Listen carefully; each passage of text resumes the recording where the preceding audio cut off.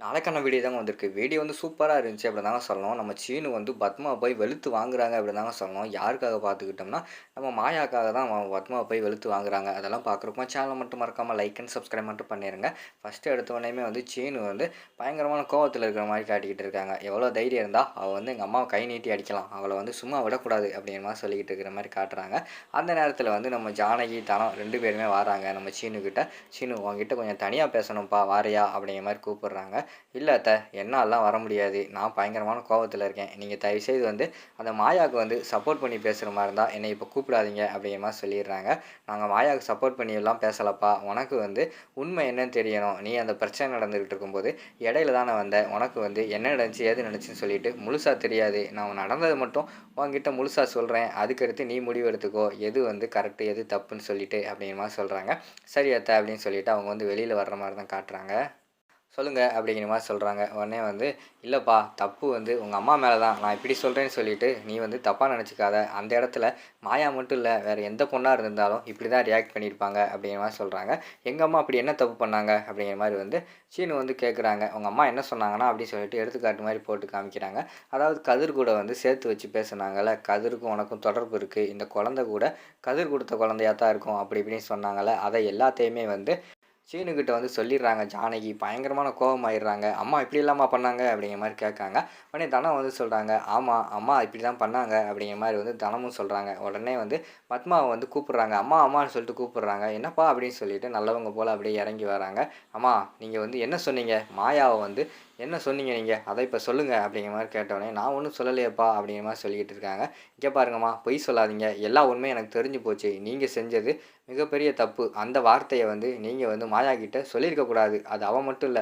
வேற எந்த பொண்ணா இருந்தாலும் இப்படி தான் ரியாக்ட் பண்ணியிருப்பா. நீங்க பண்ணது தப்பும்மா." அப்படிங்கிற மாரி சொல்லிட்டு அந்த இடத்துல வந்து பயங்கரமா கோவமா பேசுற மாரி தான் காட்டிக்கிட்டு இருக்காங்க.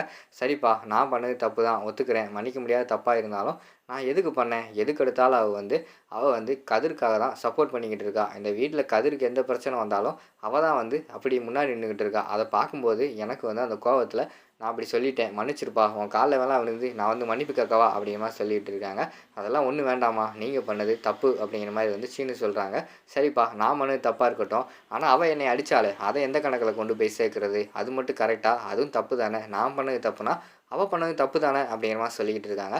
"அவ பண்ணதும் தப்பு தாம்மா. நீங்க பண்ணதும் தப்பு தான். 2 பேர் பண்ணதுமே தப்பு தான். இந்த விஷயத்துல வந்து நான் யாருக்கும் சப்போர்ட் பண்ண மாட்டேன்." அப்படின்னு சொல்லிட்டு சீனு அந்த இடத்துலேருந்து போறாங்க.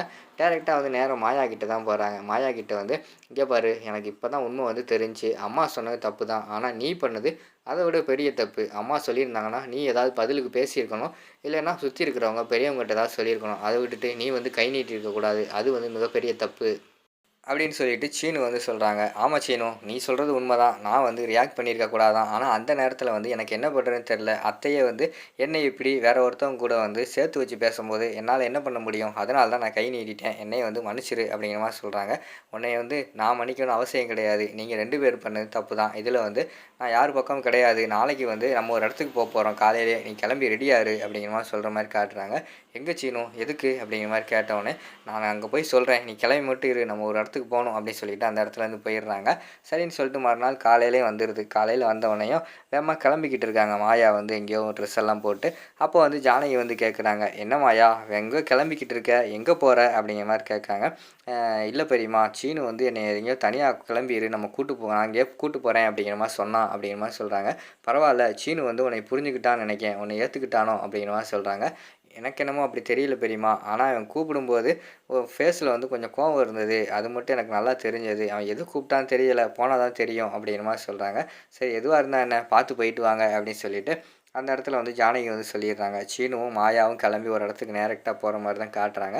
பார்த்தா அது வந்து ஒரு வக்கீலோட ஆஃபீஸ் மாரி இருக்கு. "இங்க எதுக்கு சீனு கூட்டு வந்திருக்க?" அப்படிங்கிற மாரி சொன்னோனே, "நீ உள்ள வா, நான் சொல்றேன்." அப்படிங்கிற மாரி சொன்னோனே, "என்ன 2 பேருமே வந்து மியூச்சுவலா தானே பிரியிறீங்க?" அப்படிங்கிற மாரி வந்து வக்கீல் வந்து கேட்குறாங்க. "ஆமா சார். எங்க 2 பேத்துக்கு ஒத்து வராதுன்னு தெரிஞ்சு போச்சு. அதனால வந்து நாங்க மனசு விருப்பப்பட்டு தான் பிரியிறோம்." அப்படி சொல்லிட்டு சீனு வந்து சொல்றாங்க.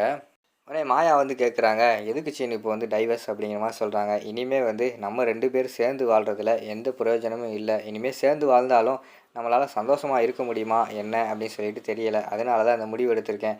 இனிமேல் நீ உன் வேலையை பாரு, நான் என் வேலையை பார்க்கேன் அப்படிங்கிற மாதிரி சொல்கிறாங்க. என்ன செய்யணும், இது நீயா எடுத்த முடிவா இல்லைன்னா அவங்க அம்மாவுக்காக நீ எடுத்த முடிவா அப்படிங்கிற மாதிரி கேட்குறாங்க. ரெண்டும் தான், எங்கள் அம்மாவுக்காகவும் தான் எனக்காகவும் தான், தயவுசெய்து இதில் கையெழுத்து போடு அப்படிங்கிற மாதிரி சொல்கிறாங்க.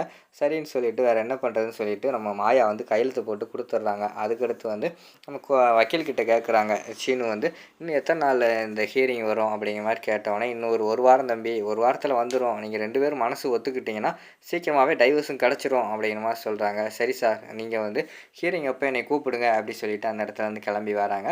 அப்போ மாயா வந்து சொல்கிறாங்க, சீனு நீ அவசரப்படுற, உனக்கு உண்மை தெரிய வரும்போது எல்லாம் புரியும் அப்படிங்கிற மாதிரி சொல்கிறாங்க. இல்லை, நான் யோசிச்சு தான் நல்லபடியாக இந்த முடிவு எடுத்திருக்கேன் அப்படி சொல்லிட்டு சீனு வந்து சொல்கிறாங்க. அதோட பார்த்துக்கிட்டிங்கன்னா இந்த எபிசோட வந்து முடிச்சிடுறாங்க.